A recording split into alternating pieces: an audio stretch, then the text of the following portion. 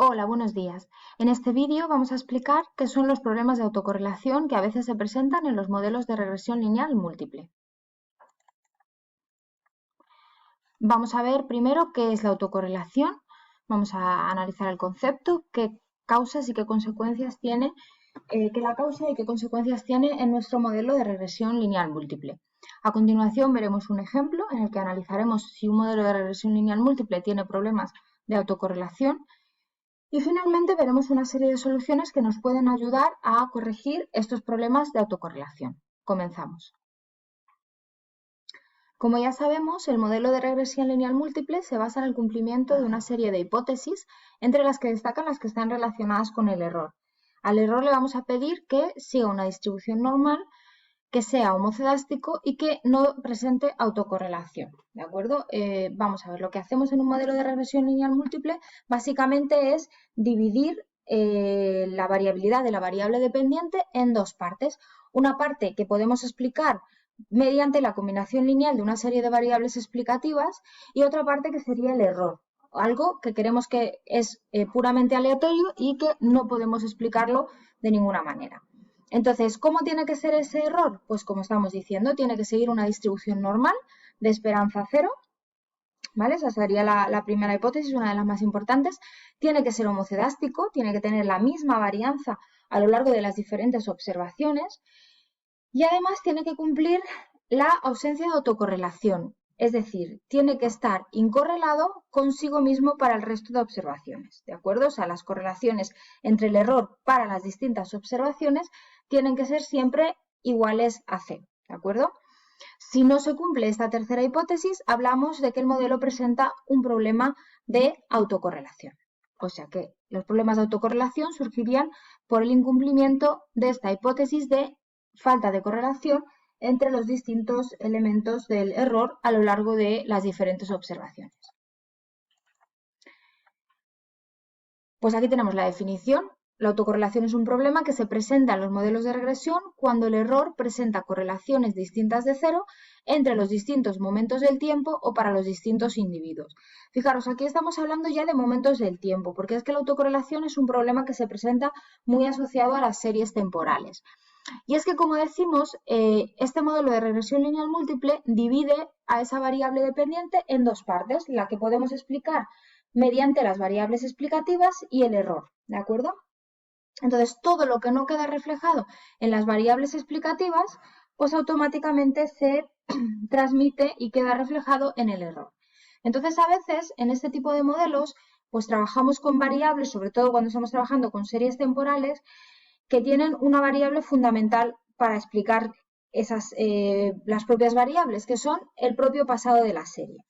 Ponemos un ejemplo. Imaginaros que pretendemos explicar los niveles de paro de una determinada región. Pues es bastante probable que esa variable, si es una serie temporal, pues se vea muy afectada por lo que pasó en el periodo anterior, ¿de acuerdo? Si estamos trabajando con años, pues es bastante probable que si el año pasado teníamos unos niveles de paro de, pongamos, el 10%, pues este año no vamos a tener ni el 25 ni vamos a tener el 2, ¿vale? O sea, se puede mover un poco, pero no sufre normalmente cambios tan bruscos. En este sentido, el propio pasado de la serie es una buena variable a la hora de explicar qué es lo que está pasando con la serie. Claro, si no la incluimos como una variable más, no va a estar en la parte de las variables explicativas, no va a estar en esa combinación lineal y entonces va a estar, como decimos, en la parte del error. Y bueno, pues si queda reflejada en el error, pues va a hacer que el error esté relacionado con su propio pasado, es decir, va a provocar un problema de autocorrelación, ¿de acuerdo? Bueno, aquí estamos presentando la matriz de varianzas covarianzas del error, ¿vale? Y entonces, como decimos, esta matriz tiene que cumplir estas características que estamos viendo.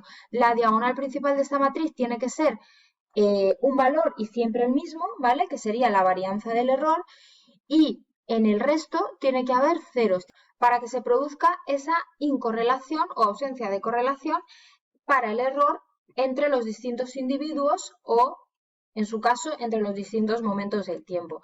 Repito, hablamos muchas veces de este problema de autocorrelación asociado a las series temporales porque es donde se presenta la mayoría de las veces.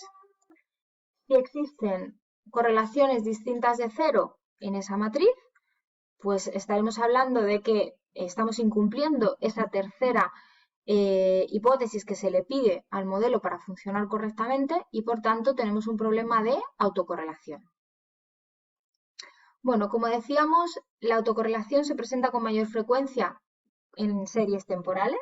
En este caso hablamos de simplemente autocorrelación o de correlación serial, pero también podría presentarse en datos de corte transversal. Imaginaos que estamos analizando alguna característica propia de los países. Depende de cómo estén ordenados. Si estuvieran ordenados pues por cercanía, pues a lo mejor el hecho de estar en una determinada región o en una determinada zona puede afectarles y hacer que tengan estos efectos de proximidad, ¿de acuerdo? Lo que pasa es que aquí ya depende de cómo hayamos ordenado un poco esa muestra.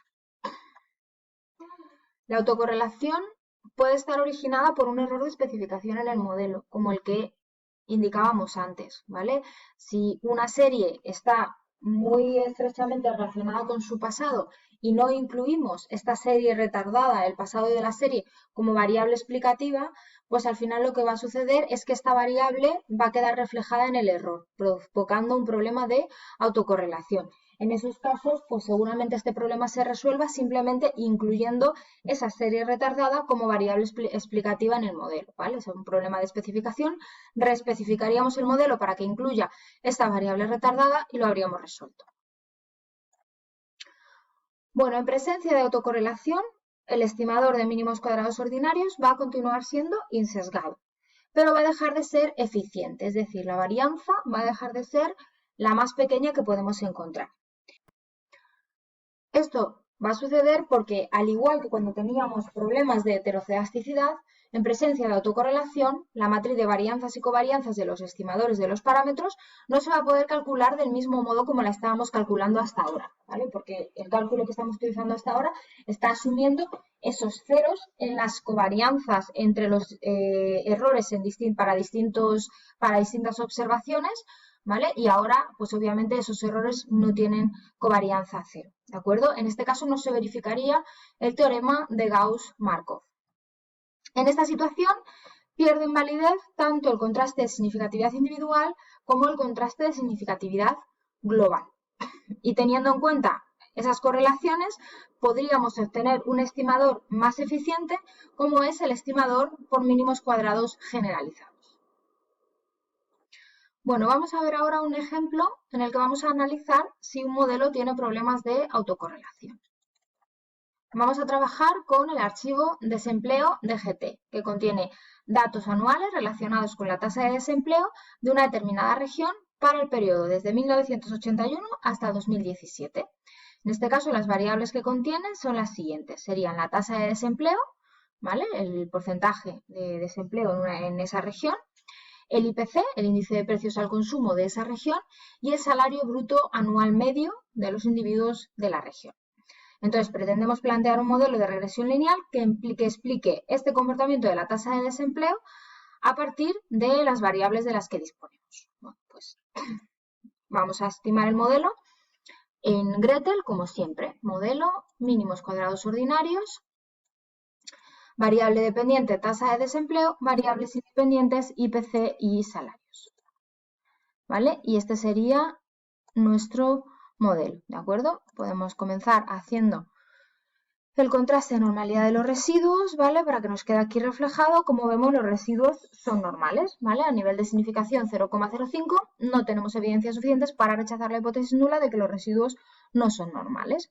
Bueno, tenemos un R cuadrado de 0,41, conseguimos explicar gran parte del comportamiento de esa tasa de desempleo, en este caso un 41,12%, a partir de las variables IPC y salarios. Y ambas variables, como estamos viendo por el contraste de la T, son significativas. Bueno, no nos vamos a fijar más en las características generales del modelo, vamos a ir directamente a ver cómo podemos analizar si este modelo presenta problemas de autocorrelación. Bueno, para analizar la posible presencia de problemas de autocorrelación en un modelo, podemos hacerlo o bien por métodos gráficos o bien por medio de una serie de contrastes de hipótesis, al igual que lo hacíamos con el asunto de la heterocedasticidad. ¿De acuerdo? Entonces vamos a comenzar viendo qué gráficos nos pueden ayudar a detectar esos posibles problemas de autocorrelación y como contrastes vamos a analizar el estadístico de Durbin-Watson, el contraste de Breus-Godfrey y el contraste de Leung-Box, que son de los más importantes a la hora de analizar problemas de autocorrelación en los modelos de regresión lineal múltiple.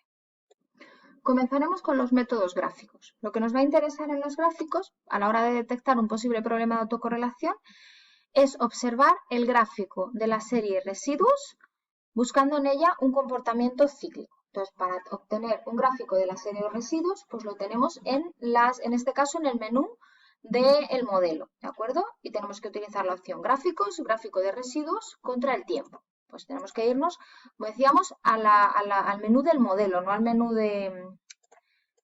directamente de Gretel, ¿vale? Sino al menú del modelo. Entonces vemos gráficos, gráficos de residuos y vamos a ver el residuo a lo largo del tiempo, ¿vale? Bueno, en este caso tendríamos que encontrar, en este gráfico tendríamos que observar una posible presencia de ciclos en estos residuos, ¿de acuerdo? Que aquí pues parece que sí que estamos viendo esos ciclos en el residuo, ¿de acuerdo? Esto es lo que tendríamos que buscar en estos gráficos, posibles ciclos. Y bueno, estos ciclos en este caso nos van a dar una idea de que este modelo sí puede presentar problemas de autocorrelación. Otro método gráfico para la detección de problemas de autocorrelación es hacer un gráfico de los residuos frente a los residuos retardados, ¿de acuerdo? Para intentar encontrar si existe una relación entre ellos, ¿de acuerdo? Entonces, primero vamos a tener que guardar los residuos y luego vamos a tener que guardar también los residuos retardados para con ambas series poder hacer un gráfico de dispersión en el que pudiésemos encontrar esa relación, esa posible relación lineal entre ellos. Pues vamos a hacerlo. Para nuestro modelo tendríamos que guardar los residuos, ¿vale? Siempre, repito, en el menú de las opciones del modelo, ¿vale? Vamos a guardar estos residuos. Una vez que los guardamos, nos aparecen en la ventanita de Gretel como una nueva serie y ahora vamos a definir una nueva variable. Bueno, podemos utilizar aquí directamente encontrar los retardos de las variables seleccionadas. También lo podríamos definir como nueva variable, como queramos. Si lo hacemos como retardo, pues en este caso le decimos que queremos generar los retardos un paso hacia atrás, ¿vale? Y aquí lo tendríamos. Siempre que hacemos series asociadas a una serie, a una variable, pues nos aparecen un pequeño más aquí que si lo abrimos nos aparecen estas series. Y lo que tendríamos que obtener es un gráfico de dispersión entre estas dos variables. Bueno, pues para ello utilizamos la opción ver, gráficos múltiples, gráfico XY scatters, ¿vale? Y aquí nos aparece este cuadro de diálogo. Fijaros, si no hacemos clic en esta opción, mostrar las variables retardadas, no vamos a poder ver esa variable retardada de los residuos, ¿de acuerdo?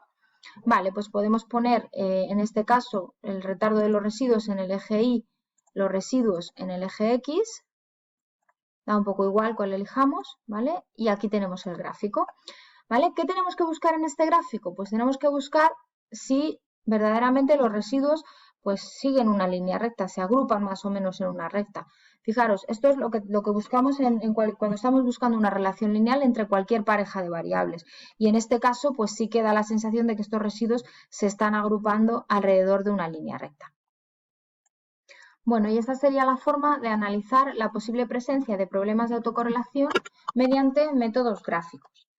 Si no tenemos muy claro con los gráficos si verdaderamente el modelo presenta o no problemas de autocorrelación, pues siempre es recomendable recurrir a algún contraste de hipótesis, ¿vale? Y en el siguiente vídeo vamos a analizar, como decíamos, el estadístico de Durbin-Watson, el contraste de Breus-Godfrey y el contraste de Leung-Box, que en este caso son los tres contrastes más importantes para analizar presencia de autocorrelación en los modelos de regresión lineal múltiple, ¿de acuerdo?